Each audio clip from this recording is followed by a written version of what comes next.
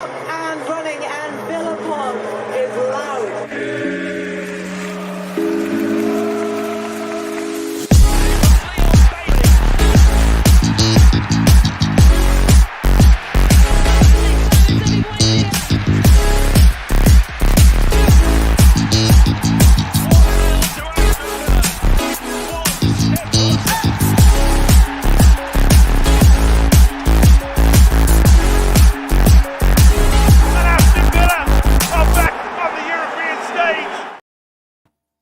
Hello and welcome to the Villa Park podcast. It's me, Richard. I'm back with the boys, Kev and George, to reflect on what was a comfortable performance against runners-up in Serie A, Lazio, and also to preview the upcoming friendly against Valencia, and maybe talk transfers, get your questions in, get your comments in, and kind of build up to the start of the season. Football's already started. The Championship is on tonight, and then the Premier League is back next week.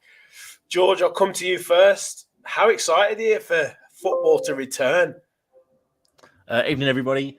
Yeah, do you know, this is weird because it feels like it's 5 minutes since it finished. I think this is just me getting older because when I was a young kid, I used to count down the days from when it finished to when it started, and it felt like forever. But these days, you blink and we're back, aren't we? You know, here we go again, lads. So, yeah. Yeah, it is mad because obviously we get these friendlies, they're all on TV now, and you kind of the build up, and we obviously got these podcasts, you know, all these Villa podcasts. There's just too many of them. Like, what are we doing? So many of them, Kev. You know what I mean? I love it. These Villa podcasters, who do you think they are? No, we love all Villa podcasts out there.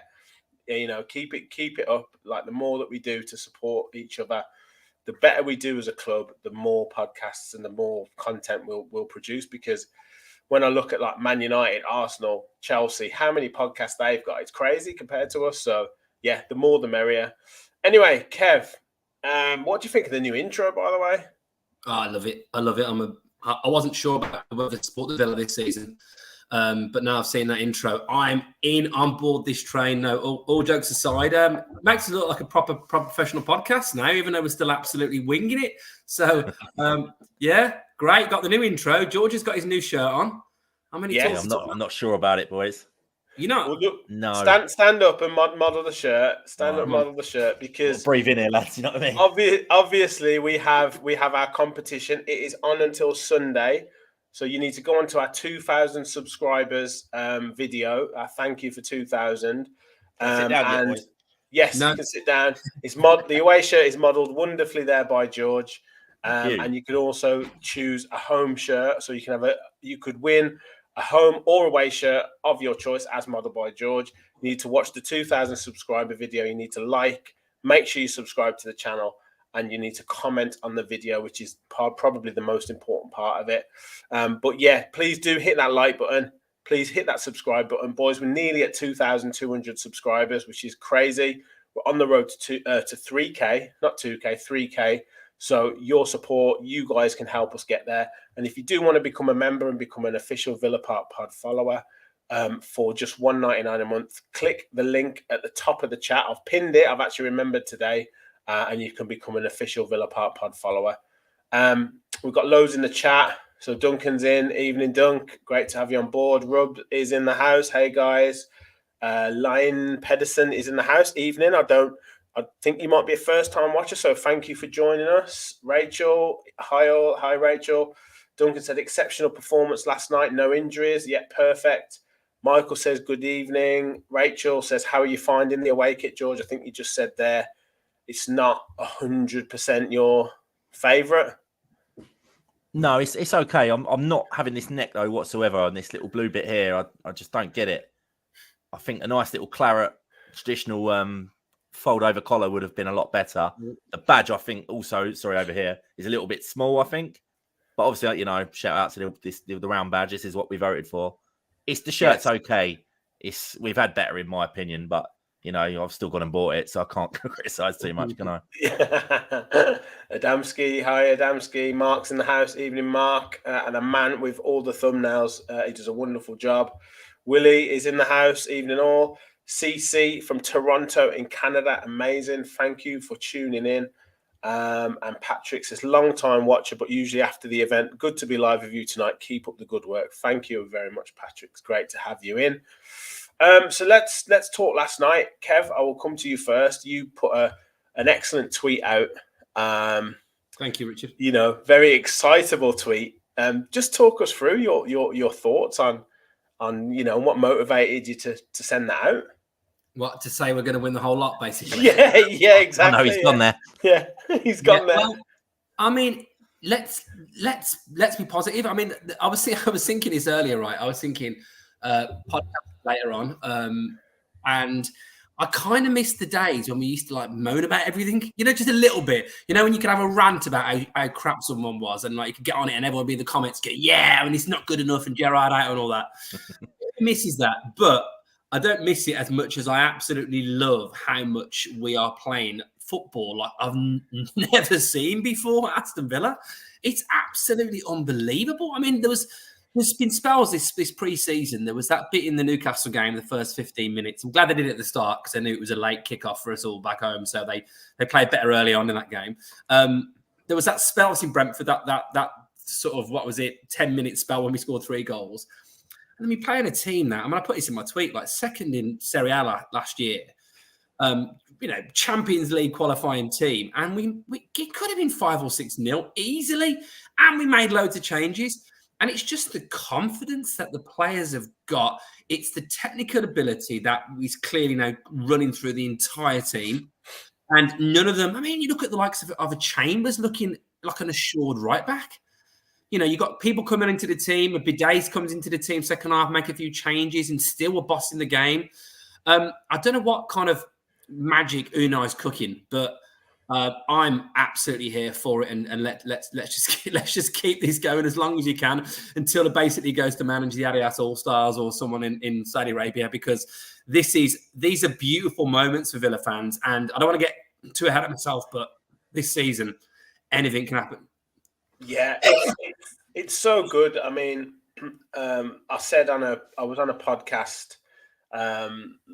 Really nice lads. Actually, they're called the Corridor of Uncertainty, which I really like the name of their podcast. To be fair, but they had myself. I was they kind of interviewed me for 20 minutes and had me on sort of at the same time as Brighton, Newcastle fan, and they cut that all together.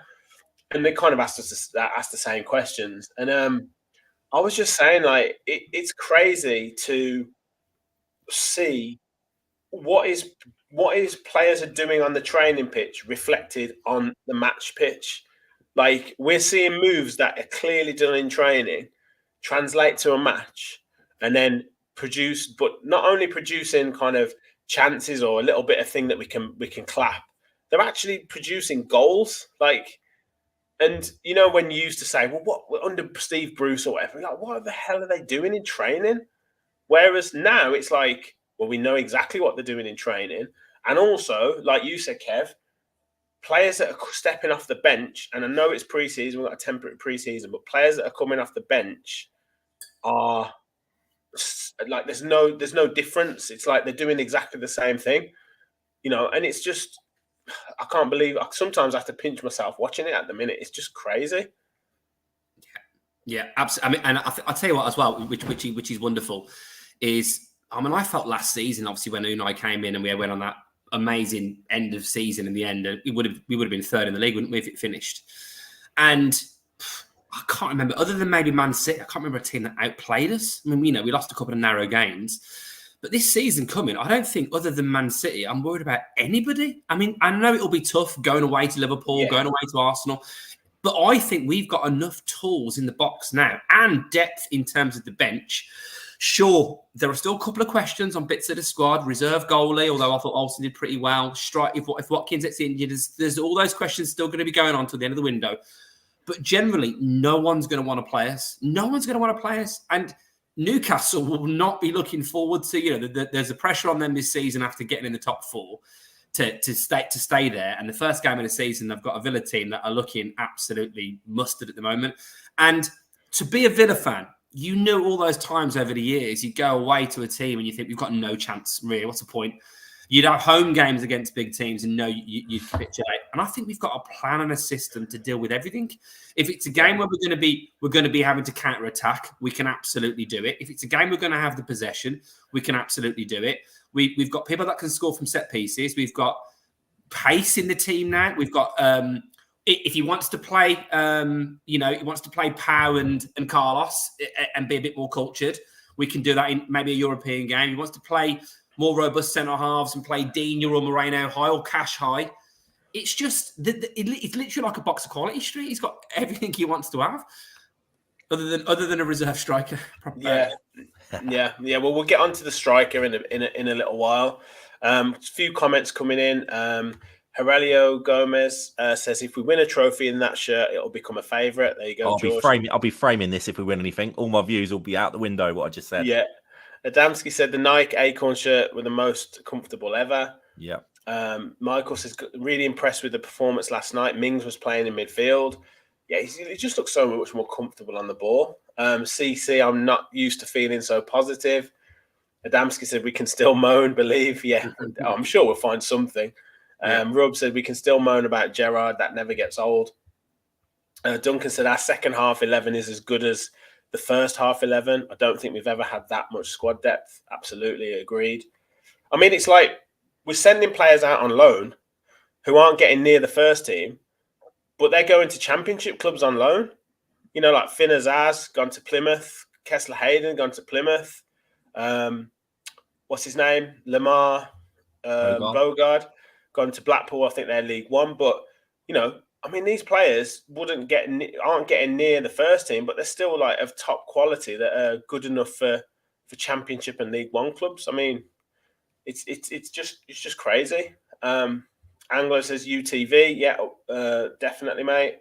Michael, I'll come to your point in a second. Duncan said Chambers is a great squad player, doesn't get the criticism from some. CC, I'm a stickler for technical ability plus effort and focus. I can be pretty critical on individuals in the team while being realistic on our skill set. I've never seen what we're witnessing. I think everyone's in that boat. Duncan said even Gerrard's signings were good. Michael said as long as Olsen wears a Villa shirt, I'm 100% behind him. Of course. Willie says of all the players bought for big money with the top six, I think we may have the bargain of the year with Tielemans, which is a wonderful segue into. I mean, I tweeted out yesterday, George. I know again we can't get too carried away, but this guy, it seems like he's been in our midfield for years. Like he's just slotted in, controlling games, defense splitting passes, long range shots. He just seems like a wonderful footballer. Yeah, can't disagree, mate. Been thoroughly impressed with him so far. I mean, yesterday he looked a shade above everyone else, didn't he? Fitter, quicker, more incisive, more vision. Even I think he made some good challenges as well. So I got told he couldn't put a boot in, but I thought he did a few times. You know, obviously it's his new club and he's trying to impress. So I get that, and hopefully it doesn't drop off. But very encouraging start. Yeah, exactly, Kev. For a free transfer, I know he might be on a decent wage, but I mean, this guy was wanted by Arsenal, possibly even Liverpool, and you know, one kind of off season. This is like what? How have we managed to get this guy? Honestly, I've been so impressed with him. Just looks so composed. He always seems to make a bit of space and get a pass away, and the accuracy of the passing was. I don't think I saw him misplace a pass for about 75 minutes. It's ridiculous. To think now, I mean, even Douglas Luiz aside, we know that stat on obviously all our midfielders being cheaper than Chukwuemeka's price, obviously, that Chelsea bought him for. But Boubacar Kamara and Youri Tielemans and John McGinn cost £2.5 million.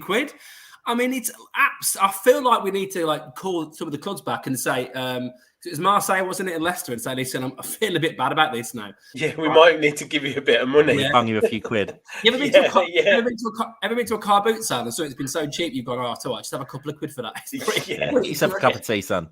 Yeah.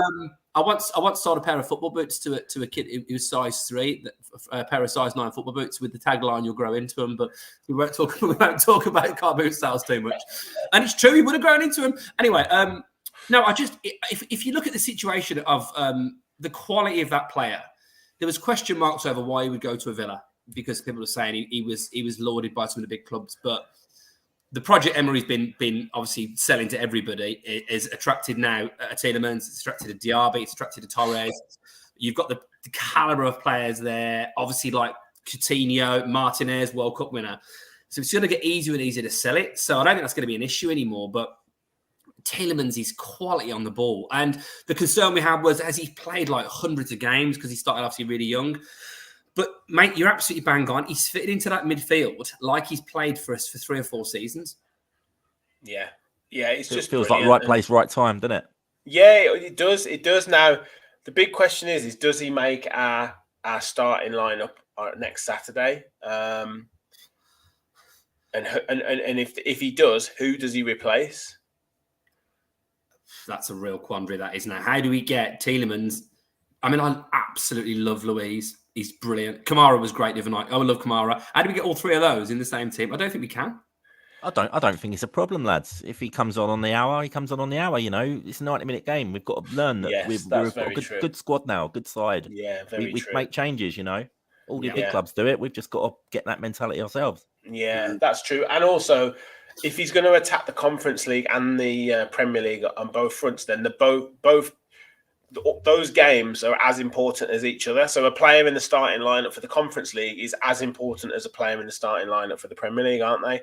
Yeah. That being said, I think he probably sacrifices a Buendia for a Tielemans against Newcastle. I think we've got to try and win that midfield battle, particularly with the tempo that Newcastle play at. So I think he might do that.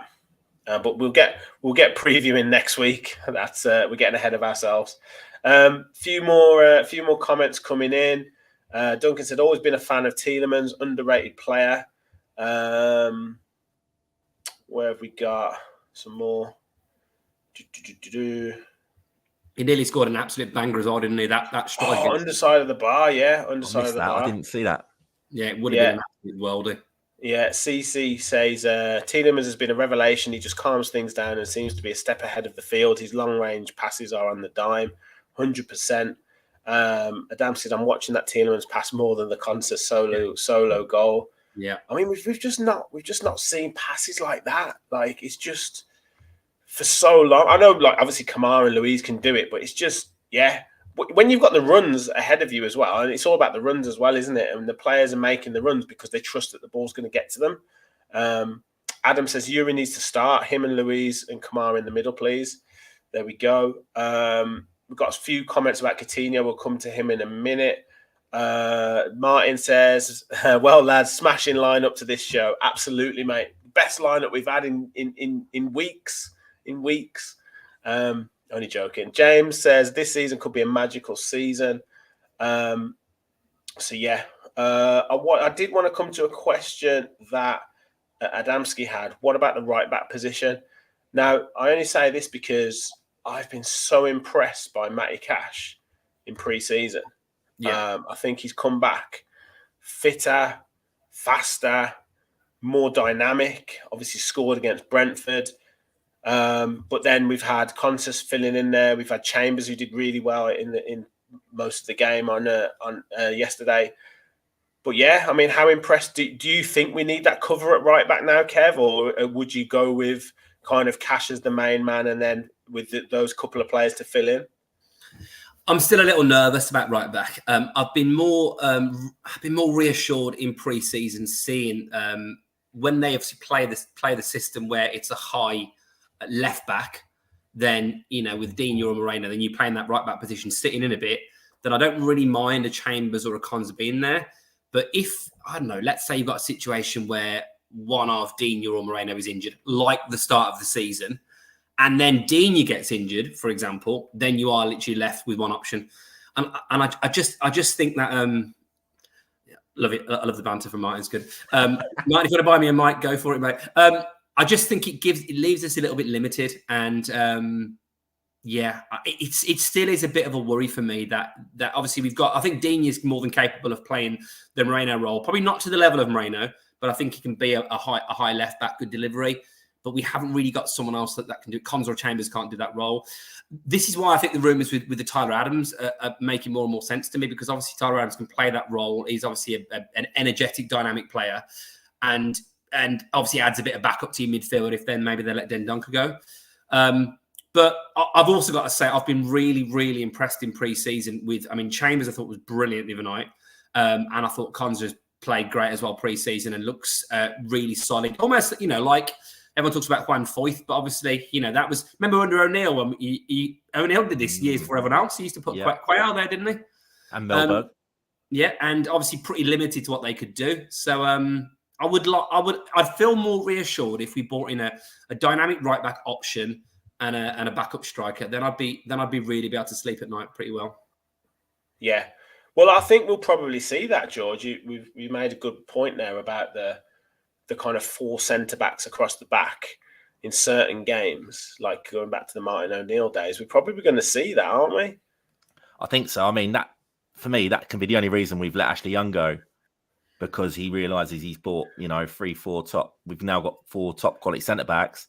And I think now if he's playing a centre-back, either right or left, we can kind of keep clubs guessing, like our opposition guessing. We can either do the defensive left back and the flying right back, or the other way around, and the centre back, just slots in either right or left. So I guess it's a bit more sort of flexibility, isn't it, to our play, and we're not becoming so predictable. It's obviously you always lose a little bit attacking on one side, but I think you've got to balance the way you play, haven't you? So you need, Gerrard didn't get that right with the fullbacks, did he? He tried to go 2 flying fullbacks and we got absolutely murdered. So I think, if that's the way it has to be, then it's not a problem for me. Yeah, definitely. A few comments on that. Rachel says, I would still buy a right back if there is a player that could cover both sides. That would be ideal. Obviously, there's a couple of younger Spanish players that we're interested in. Cash has looked good, to be fair, says Dunk. And Martin, I think, made a comment trying to big himself up, said, to think I'm the only one that said keep Cash in our keep loan and sell show. Now we're all impressed. Well done, mate. Good lad. You can die on that hill. You can dine out on that one. You've made a right call. There's a blue Peter badge, son. Yeah. Michael said, I think playing 4 centre-backs would be a little different to how O'Neill played. Yeah, definitely. Rob says, City do it. 4 athletic central defenders. It's got to do with the overall physicality of the team. We are a short team overall. Yeah. And I think particularly away from home, we can definitely look into that to kind of compensate. Guys, I've just checked. We've got over 60 people watching. We've only got 22 likes. So if you could please do me a favor and hit that like button. And if you are new to the channel, please do hit that subscribe button. And it's pinned at the top of the chat. If you want to become a member, it's just $1.99 a month to become an official Villa Park Pod follower to help support the channel. So we're getting loads of comments in about possibly the biggest talking point that came up last night. Partly on a criticism basis, on a positive basis, and also from a fact that we haven't got any cover. So I'll go through the comments first and I'll get your thoughts, lads. So John says, strength in depth now, lads, but would love a proven goal scorer added as Watkins still hasn't signed up. Nick, who is the man with the music. Thank you so much, Nick. You've done a wonderful job with the music. Evening, guys. Thoughts on who could be our designated penalty taker moving forwards? Michael said Watkins' penalty misses are positive to me, as this is the time to make these mistakes and we know someone else needs to step up. So, yeah, what are your thoughts? And Keith said Ollie Watkins going down the middle all the time shows he has no confidence to go to the corner, so we need a change of spot kicker. So, Kev, I'll come to you first, mate. Firstly, in terms of Watkins, obviously, he does so much hard work. Runs the channels. He's that goal is his sweet spot. That's his perfect position for him, and obviously, great for him to get a goal. But there's still those misses. Obviously, the penalty. Is he going to fire us to kind of top 6 and above? And also, what if he gets injured? there's so many questions on Ollie Watkins. Yeah, well, look, he scored a really good goal last night. Let's not forget that. Cutting, and I think he's got much better and better at that. At kind of taking people on and just maybe not as in like pure, Buendia type skill, but he can make a very good. He can make space for a shot and generally gets his shot away quite a lot of the time. And I think he's got a bit better with that because I think he was always pretty. He seemed to quite often hit the ball at the keeper, and every now and then the keeper would maybe like not do it very well. And even if you look at his goals against Newcastle last season, they weren't all necessarily in the corner. So I thought he did really well. It was a good finish.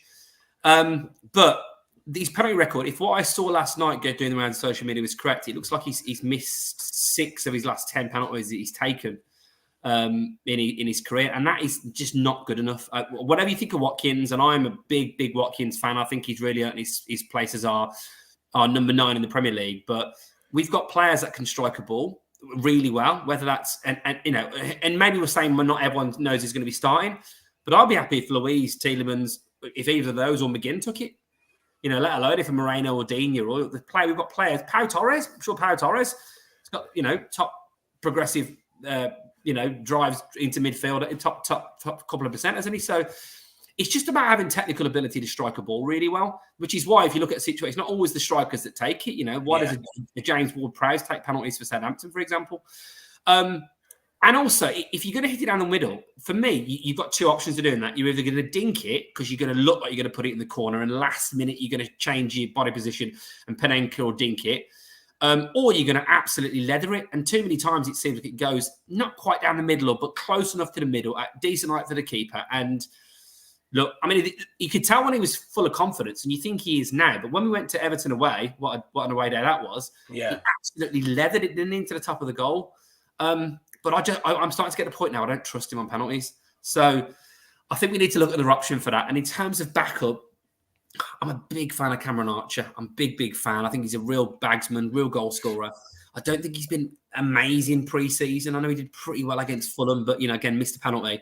He looked like he was just not quite on the wavelength for a few players last night, and maybe his runs weren't quite right. And I'm not saying we don't keep him around the squad, but if he's backup striker number 2, I think that is potentially a big weakness for us this season if something happens to Watkins. Watkins stays fit, plays the whole season. You need a goal last 10 minutes. I think archery is a good option. But if you've got a player striker up top because Watkins is out, something happens, I think we're a bit short there. Yeah. Lots of people commenting. Let's have a look. So Ahmed says McGinn on penalties.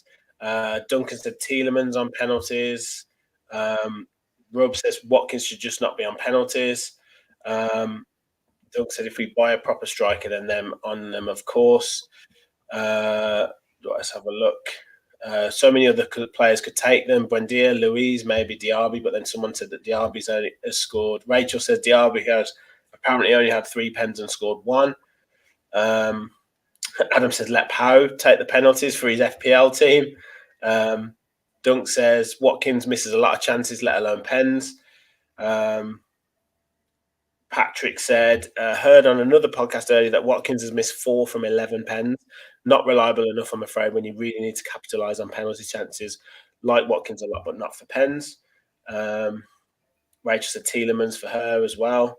Rob says Watkins looks shaky when he goes to shoot the penalties. I don't think he likes taking them. He shows zero confidence when he goes to shoot. CC, love Watkins. He just isn't clinical enough for pens, as I think he gets in his own head. Deco Blanco says, I don't know why everyone is obsessed with pens. We only get about 2 a season as opposed to Man United who get 2 a game. Yeah, true. Dead ball needs momentum. Mate, we're a big team now, though, so we're going to start getting more penalties. Yes.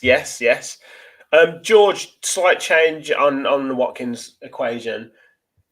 I know we talked about this last time you were on, I think, but he still hasn't signed a new contract. We kind of had a little, you think it's fine. I think there's still kind of a couple of teams in the background that him or his agent are waiting on, or the team are waiting on. But are you getting any more concerned about this contract situation with Watkins, or are you kind of hopeful that he's ready to sign it soon?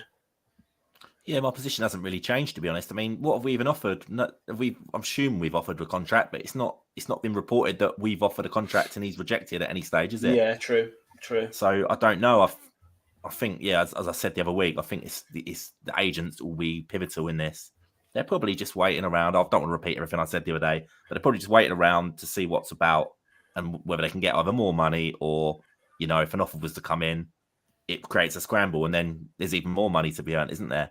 Yeah. So for me, there ain't a real issue at the minute. As I say, United have gone out and bought their striker now for 70 odd million. So whatever you're looking at, like Tottenham, what you said, which I can't see, I still think Kane will stay at Tottenham. And the only other team that really needs a striker is Chelsea. And Chelsea kill strikers, don't they? Like they've done for the last 20 years. So if he's not going there, mate, I think Watkins will be a Villa player all season. Yeah, well, I think he likes being the main man.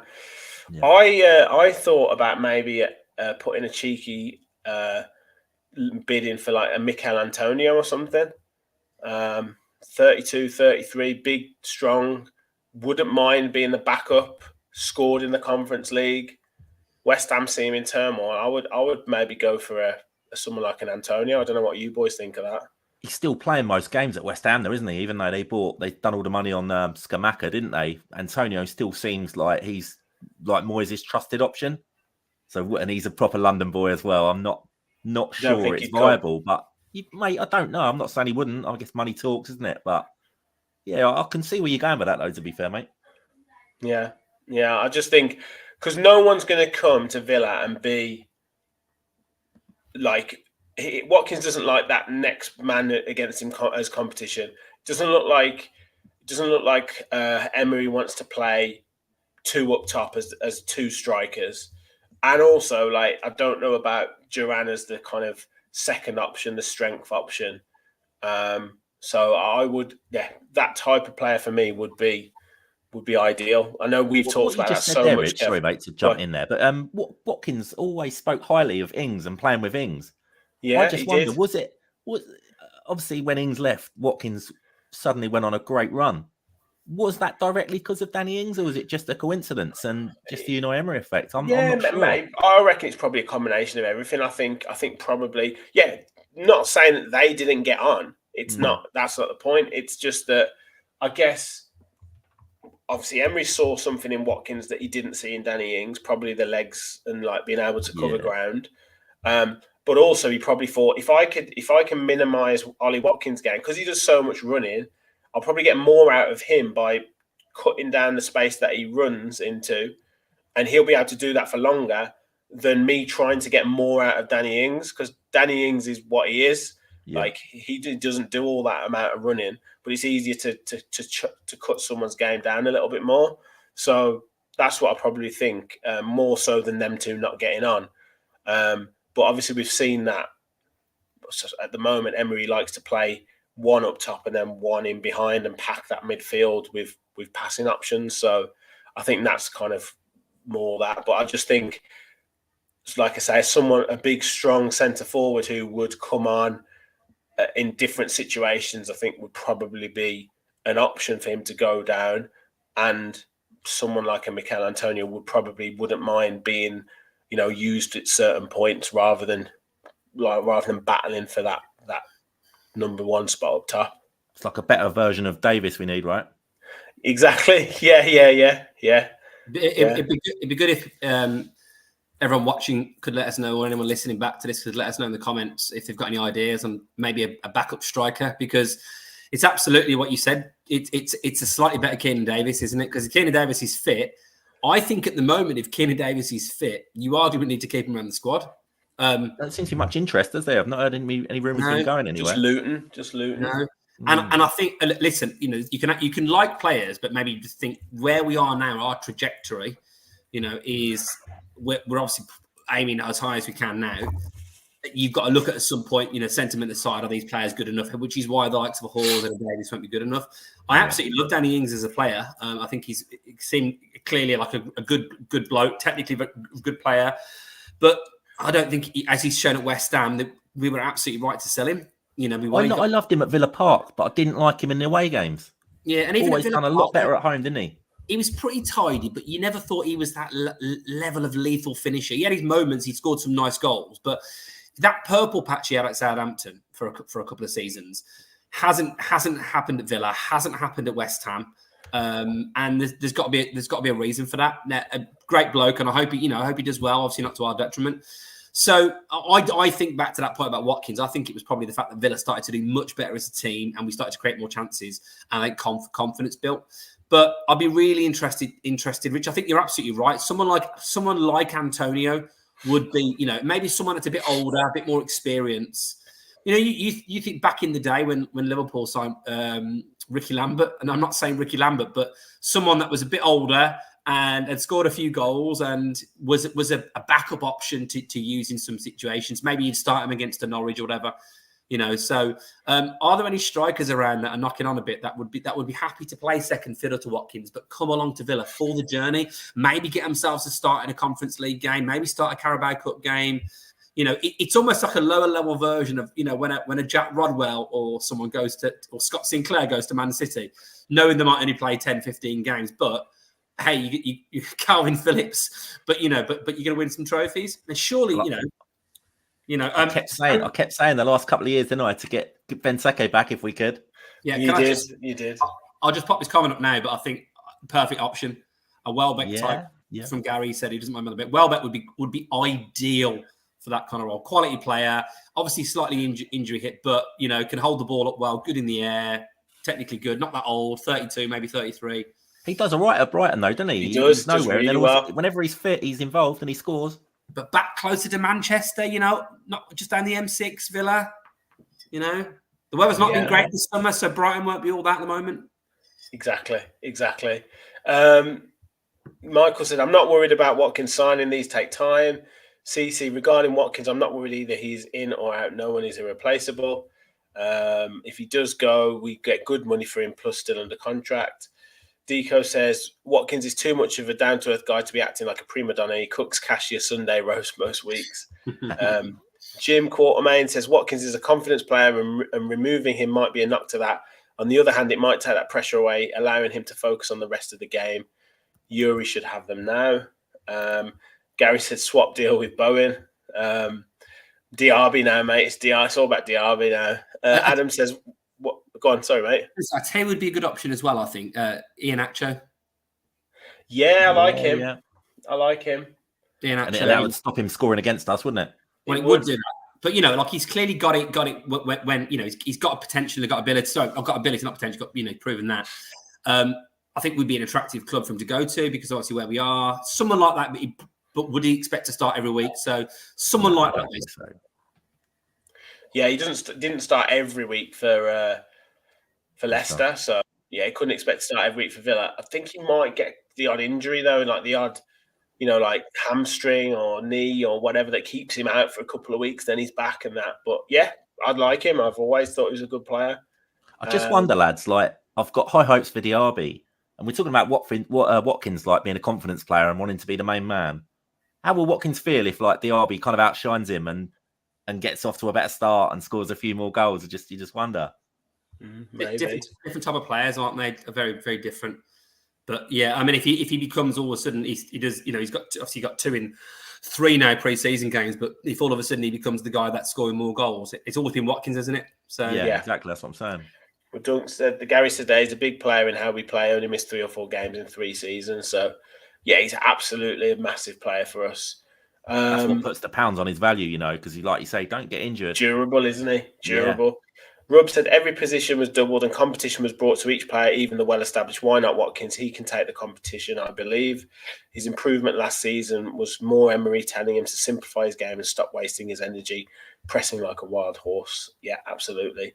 Martin says 79 people watching and we have 37 likes. Hit that like button. Yes, please, people. That would be amazing. Adamski, this veteran striker question is really difficult as I haven't been playing FIFA for years. He says, free John Carew. Yeah, mate, get him out. Ethan Woodward says, Che Adams. I don't fancy him. Don't fancy Che Adams.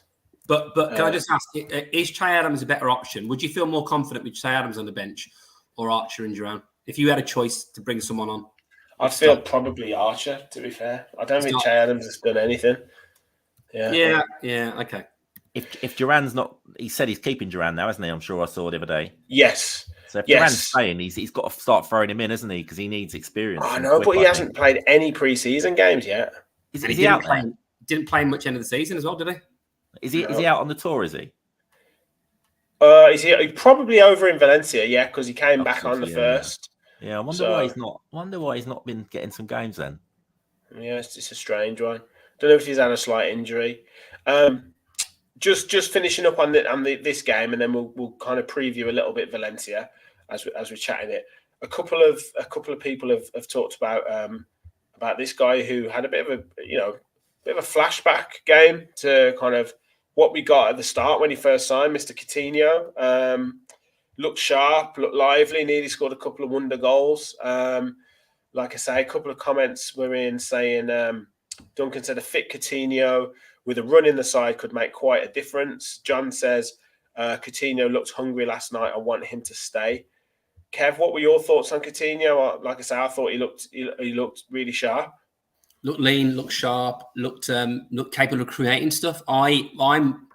I'm there with John. I think we should keep him. I think he can be a real asset. The amount of games we've got, there'll be times when I think he'll get minutes, and he knows he's got something to prove. As long as he's shown the hunger and intent he showed last night, there was a couple of times he did, jinking runs and dropping the shoulder and creating opportunities. And his shooting was closer last night than it's been in recent games, so that's obviously a positive. But you can just see he's a clever player, and we're playing intricate passing. He's got as much ability as anybody in our team to play a quality intricate pass. I was really impressed with him. It reminded me of what it was like. Obviously, Deco just said there he was sparkling when he came to us initially, and we were all. I remember waxing lyrical, saying he's the best player I've ever seen at Villa Park. That Leeds 3-3 game, the way he had Luke Haley on toast a couple of times. Southampton at home, wasn't he? That was one of the best individual home performances I've ever seen. And that's not that long ago. So as long as he can stay fit, because his legs have been made of Weetabix, haven't they, in the last couple of years? But as long as he can stay fit, I think he can be a real boost for our team, and he can really play his part. Yeah, absolutely. George, we've obviously got Buendia, who can play in that position, who does go hot and cold. Diaby, I probably would say, will have moments of magic, like moments of brilliance, and obviously started in pre-season fantastically well. McGinn can play in that number 10 area as well. But, to have a player like Coutinho to come on and for want of a better phrase, produce some magic, it's gonna be vital, isn't it? Like, it's particularly in those European games where I think he can really kind of show his skill. Yeah, definitely. It's like having a nice little ace card up your sleeve, Coutinho. Last night he looked really good, but he did have a fair bit of time and space. I mean, I've always thought about him ever since he joined. He's a lovely player to have when you tune it up at home. When the other team are a bit worn out, we're full of confidence, we're pinging the ball around, the spaces are opening up. That's when you want to see, that's when Coutinho comes into his own. But like when you're in a tough game away from home at like Man United, Man City or something, to be fair, he did have a good game at Man City the other year, as I recall. But generally, he's a kind of horses for courses player, I think. You don't want him in them tough games where you've got to really graft and that. He's kind of a nice luxury player. I'm not sure we can really afford him, but on the big money he's on. But, in a game like last night was perfect, and he did look good. So if he's going to be staying around, then yeah, I think you use him sparingly myself. Yeah, and like you say, Kev, if you can stay fit, I think we've got a real asset, quality player, does things that other players can't, in terms of keeping the ball in tight spaces, going past people, taking free kicks, all that kind of stuff. Like, and then it's another option, isn't it? Like we talk about these options that we've got now. When you look at the bench, I know obviously pre-season benches are bigger now, but like if you've got a bench of like, let's say for argument's sake, Tielemans is on the bench, Coutinho's on the bench, Bailey's on the bench, Pau Torres, Diego Carlos, like, these options are just Philogene Bidace even, like these options are just like crazy now, aren't they? Well, soon, it might be a Moreno, it might be a Jacob Ramsey on the bench, those type of players. Yeah, they are crazy options. And look, I think the one thing about Coutinho as well is with a lot of our players, but particularly someone like him who's used to playing at a real elite level football, is the better we get as a team, the more comfortable we are in possession, the better he'll play. You know, you'll see a player like Coutinho probably be as effective for the dog and duck pub as he would be playing for Brazil, because he's got better players around him. I'm sure he'd do pretty well at the dog and duck pub, but it suits him now. The better a team we are, when we were battling against relegation, or at least languishing in the bottom half of the league, is he the kind of player in that whole cold Tuesday night up at the the Bet365 stadium? He's not that type of player. So I think if you've got a situation where you're playing much better football, confident style, more competitions, I think he can really shine. But if he comes from the bench, George makes his point earlier really well. We have to start thinking differently as a club, and you don't need Kamara, Luiz, and Tielemans to start, because what an asset to bring on Coutinho with half an hour to go, to bring on a Tielemans, to bring on a Pau Torres. I just think it gives us real options. Someone put it in the comments earlier, but this 5 subs rule annoyed me at first. Now I'm really happy with it. It suits us now, doesn't it? Yeah. As soon as you start doing better, you love it. Yeah.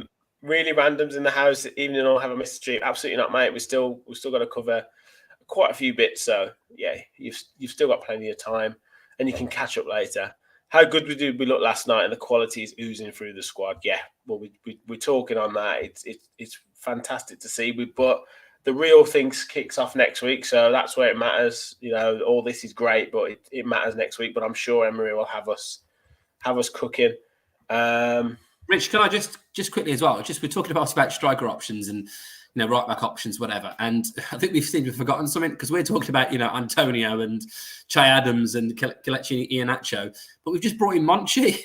So if surely we've got a good network. He's got a good network of 30, 31, 32-year-old Spanish strikers or European strikers that could come on board and what are you saying? Borja Baston's coming back? Oh, maybe not Borja Baston, but if you go to Europe and get, I don't know, if it was like a Luis Suarez situation 2 years ago, track someone to the team that's got a bit of character, a Cavani. I'm not saying now, but that type of a Cavani.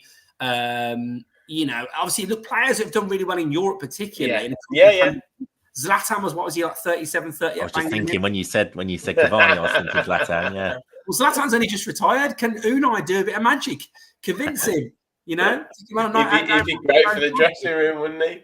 Oh God, it'd be like that situation in Ted Lasso when they get that striker in who bosses it for the first couple of days. I won't give it too much away if those haven't seen it, but that continental striker that everyone's absolutely in awe of. But my point is, get into it. I've never watched it. It's a good show. It's very, very, very easy to watch. But we've got now this whole European scouting network. So I'm still waiting for us. There was all these rumours we're going to buy someone from La Liga. Well, let's see it happen. Well, we've got to be careful though, lads, haven't we? You've seen all this with these homegrown players and home trained players and that. We haven't really got enough. So I think we're all right on the home. I think we're all right on the home trained players. The homegrown players, I think you'd have to have. You've got Ramsey. That's maybe why Aaron Ramsey will stick around. But you've got the 2 Ramseys. Chambers. No, the homegrown would be Archer, 2 Ramseys, and one of the Philip Marshall or something. One of the goalkeepers. No, because I think he came from a pro direct academy. He came from a different academy. Same as Eric Bonham came from West Brom. So I don't think that they would count as home trained players, but they wouldn't count as homegrown players. So the 2 Ramseys, that's why he might keep. Yeah. I wonder whether the European squad might be a little bit smaller, because I'm not sure it's a problem we can fix, is it? Well, home trained players, we've got Martinez, Chambers, McGinn, Cash, Watkins. So we'll be fine on that sense. It would be the homegrown players. So that's, like I say, that you've got to have 4. So that might be why someone like Aaron Ramsey might stay. Just as I'm talking, Che Adams has just scored the winner for Southampton. Oh, it's a late one. Yeah. Right. One more. What was I going to talk about? I starred a couple of comments, but that's fine. We can come back to it. I did want to talk on Saturday, tomorrow. We've obviously got a game coming up. A few people are asking. Valencia 8 p.m. tomorrow.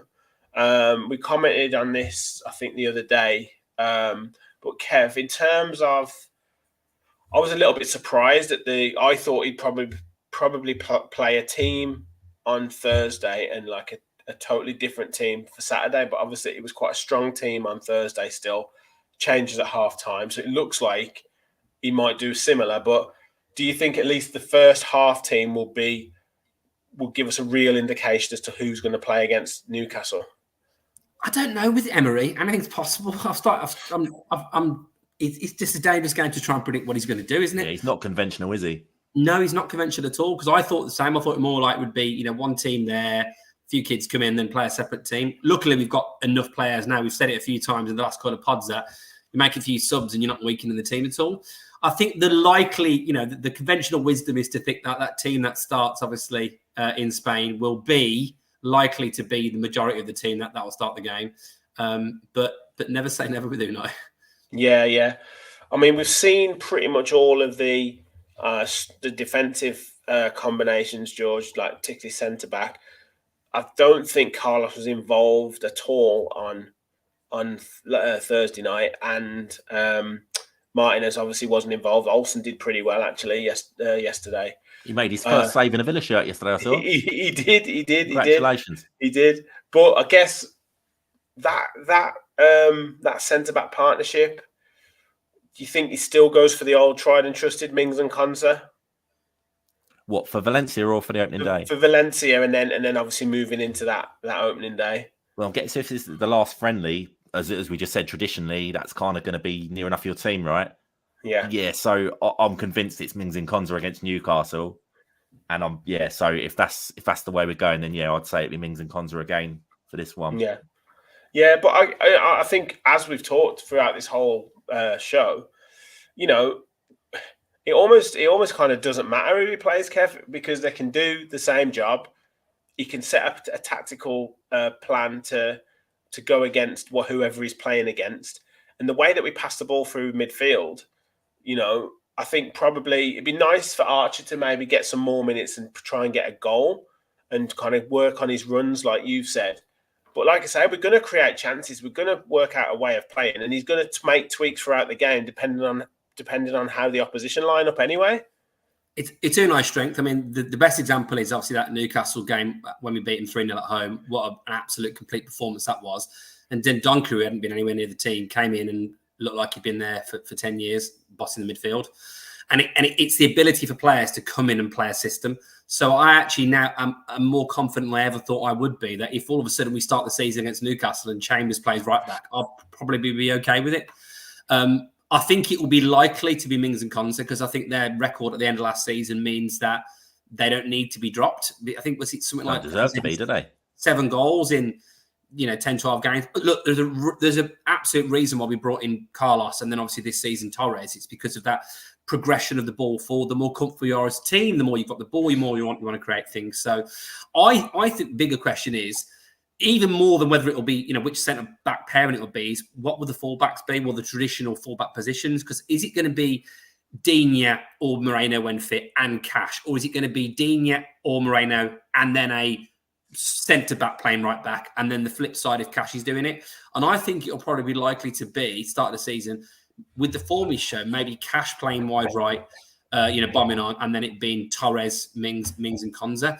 The only time I think that would change would be if a team had a certain threat down a left or right wing, which he'd want to then nullify, in which case he might switch it up. But I think that's probably more of a question than which centre-back pairing it's going to be. Yeah. Rachel said, I do think we need Mings and Konsa in the back line due to Newcastle's height and physicality.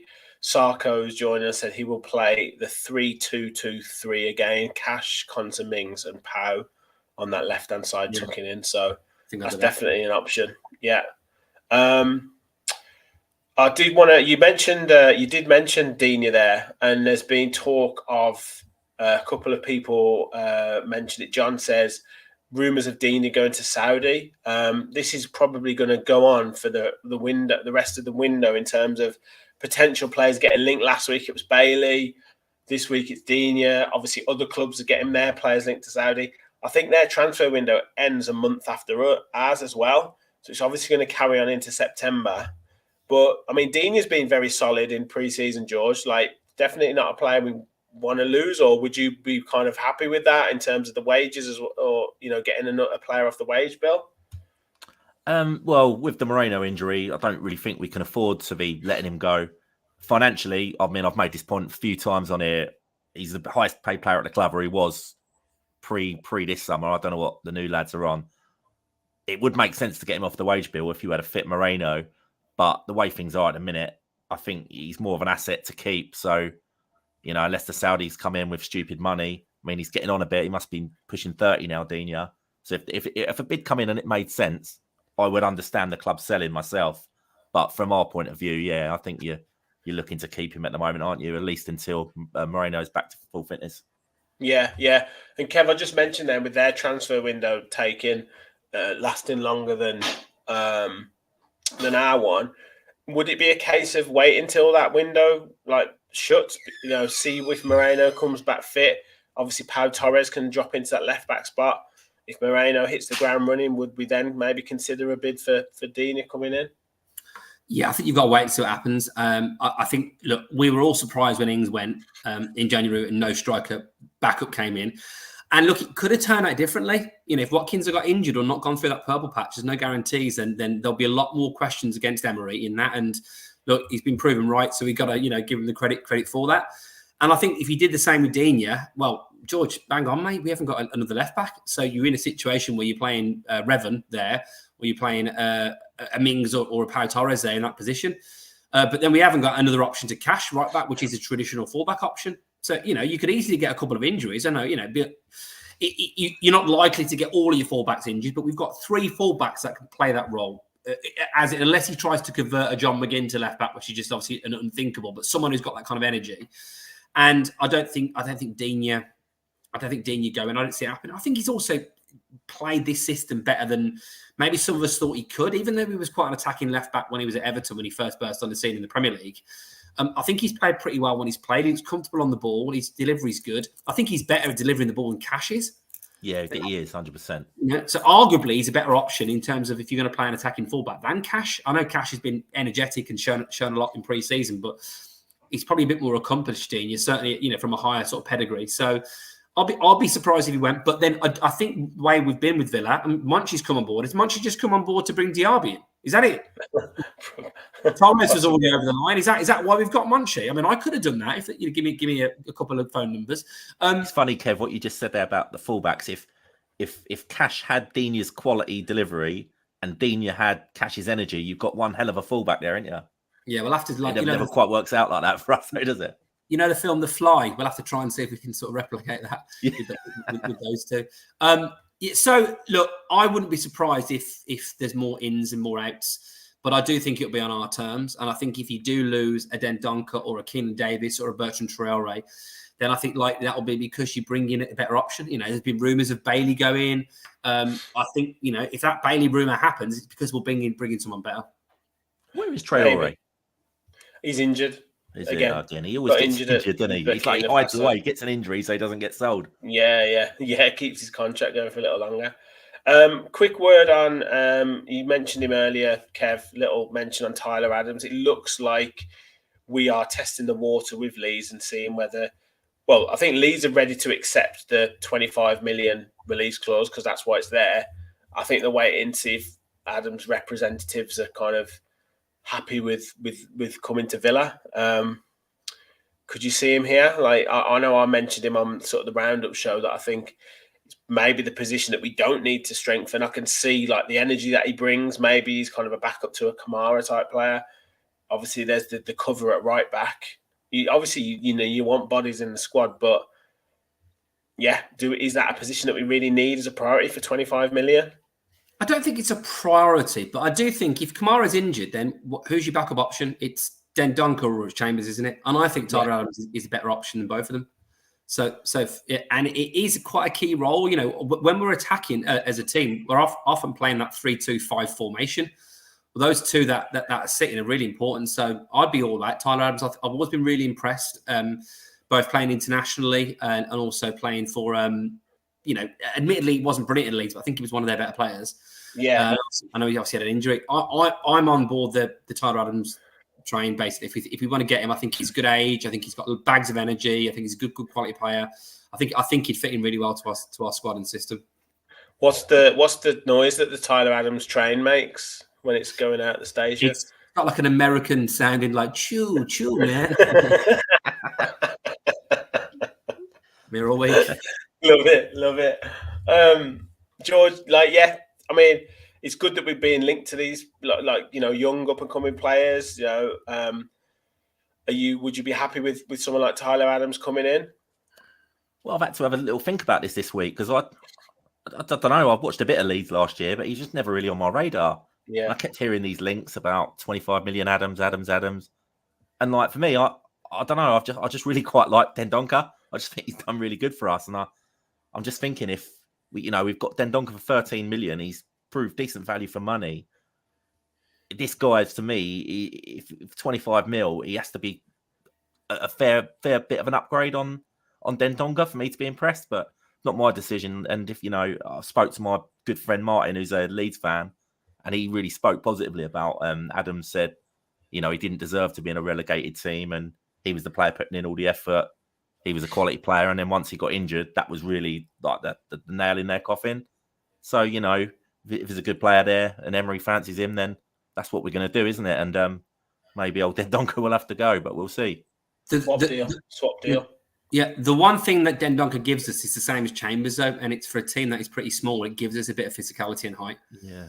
And that's just the one thing I think we've got to factor in, because without those two, look, I think Mings is obviously a bit of a beast. Torres is not known to be that commanding in the air. So you got and even Carlos isn't the tallest of centre backs. Now I think our physicality is starting to it's like Torres. They reckon he's not very physical. Tielemans isn't. Diaby is about 5'7". I'm just wondering whether we're going to. Coutinho's not. Are we going to suddenly become a little bit lightweight in there? I don't know. But would you? We pack the midfield now, though, don't we? So there's bodies. Yeah. Also, would you have minded having that Barcelona team about 10 years ago?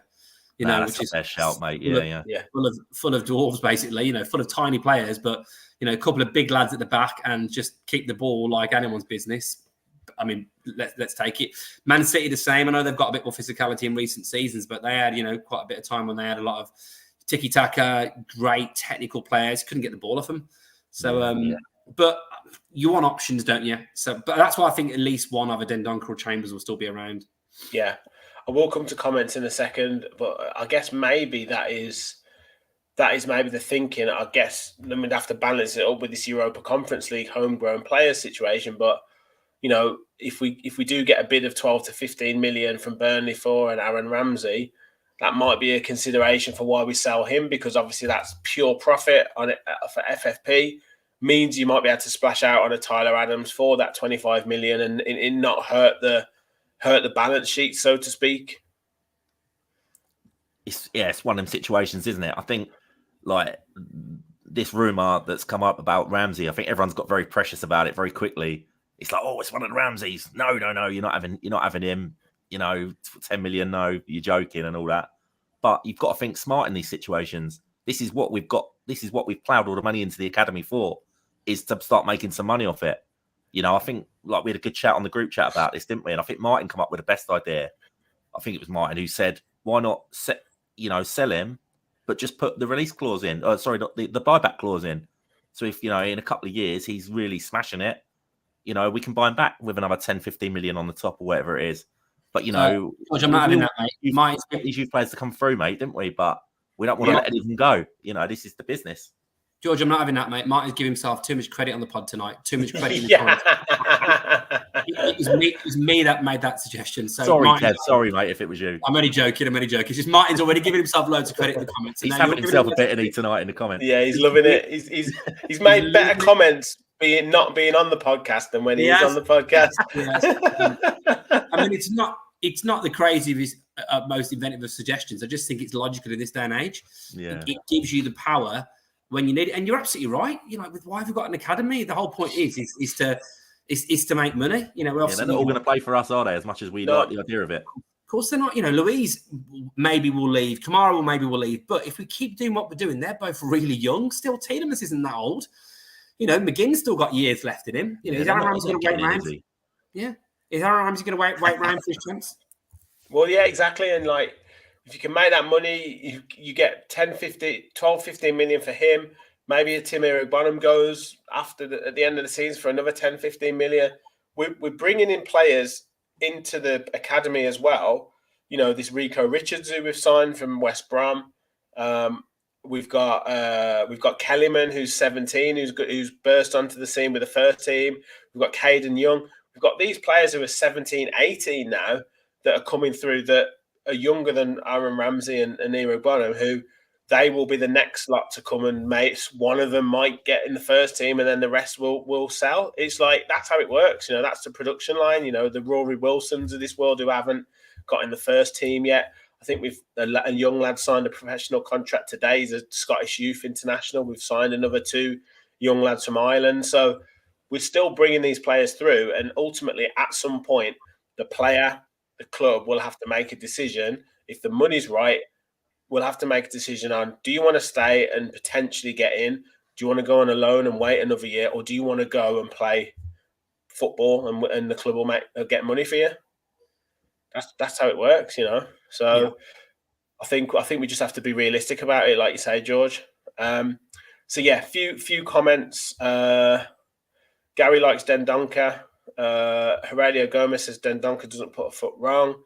Martin says bringing Adams in would be great business. American captain, so loads of Americans will buy his shirt and we'll get a higher fan base. Would be good business. Good shout, Martin. Again, bloody hell, what's going on? Paul says hi, Rich, Kevin, and Fowler. I think Adams, Doku, and a goalkeeper to come. I think we probably missed the boat on Doku. I think he's going to Chelsea, isn't he? Or is he going to? I think there's a big club after him. Maybe quickly Google that, Kev. I can't remember who it was, but it might even be Man City. Man City were linked a couple of days ago, but I don't know what the latest is. Yeah. On Ferran Torres, people are saying that they think he will be coming. He'll be perfect for Villa. Dunk says Ferran Torres if possible. Adamski on the Aaron Ramsey. I think the low ball price is 12 million. Rachel said, I would only take 15 million and a buyback clause, but I don't want him to go. Gary said he won't get a run of games like his brother did early on. We're past that now, haven't we? The quality's past that now. Yeah. Sarka said Aaron Ramsey needs to play and start a career. Who wants to keep getting shifted every year across the country? Let's have a look here. We'll come to that next week, Bongo, about the starting lineup for against Newcastle, and we'll see after the Valencia game. I think we'll know that more. Deco Blanca said one day we'll see all 3 Ramseys tear the league a new bumhole. Hopefully. We're basically integrating Albion's academy into Bodymore. Yeah, definitely. Yeah, it's a shame if we miss out on Doku. Massive potential. Look, we trust in Unai. Definitely trust in Unai. Lads, I think that does us for the night. We've had over 100 watching, which is fantastic. I do need to just quickly shout out one of my friends, Simon, and he does watch the pod as well as quite a regular watcher. His son's football team called Hampton Football Club. I've put the tweet out on my personal account. I will tweet it from the Villa Park pod account as well. But they were victims of an arson attack on their football clubhouse, and it's burnt all the clubhouse, burnt all the equipment in it as well. So they are trying to raise money to kind of build it back up and obviously buy some more equipment. So I've tweeted out the GoFundMe page and obviously read it out on here. So if anybody does want to donate and help that junior football club that's, like I say, suffered to some idiots burning the clubhouse, then please just click on that link and any donation would be amazing for them. But I said I would shout it out on the pod, so please guys do support if you can. But yeah, amazing. Thank you all for watching. We are going to be, yes, as Random says, drop a like on your way out. We are at almost 2,200 subscribers. We're on the road to 3K. You are the guys that can help us do that. So please do hit that like button, hit that subscribe button. Don't forget, there's still time to join the competition to win the away shirt or the home shirt. as modelled by George, the away shirt there, and with your player name or and number on the back of your choice.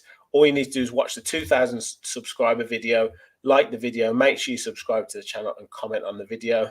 Boys, thank you very, very much for joining me. Another enjoyable pod. Thank you all for watching. And as always, remember, we all follow the Villa. Thanks, everyone. Night all. Cheers.